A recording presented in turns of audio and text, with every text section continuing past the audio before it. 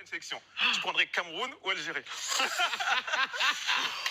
Maman ou papa? Ah, voilà. Et non, et sans pas maman, papa. On sait que tu vas dire mon père, ma mère. Non, non, dis-nous. En fait, le truc, c'est que... Voilà, ça commence. En fait, je vais t'expliquer bien. Moi, si tu parles de moi, comment j'ai grandi plus avec la culture camerounaise que la culture algérienne, parce que j'ai été plus proche de ma famille camerounaise que ma famille algérienne. Mais après, avec les années qui sont passées, je me suis rapproché vachement aussi de ma famille algérienne. Et moi, j'ai envie d'aller en Algérie parce que j'ai jamais été. Et c'est quelque chose que j'ai envie de faire.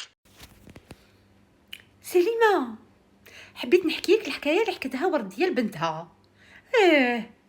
قلت لها بنتي كي نشوف امبابي نتفكر حكايه ليلى باسكو مبابي قال لك انايا نعرف غير لا فامي تاعي تاع الكامرون، لا فامي تاعي تاع الجزائر، حتى نجاز الوقت باش وليت نعرفها.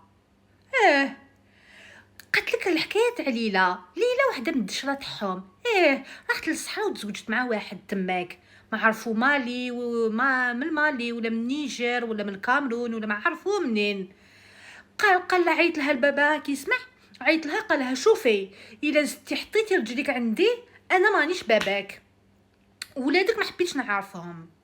كالكو طون ابخي سمع باباها بلي هذاك الراجل مليونير، عيط لبنتو قال له كيفاش هادي بنتي ما تجيش تقصي على باباك. هكا حكات لك.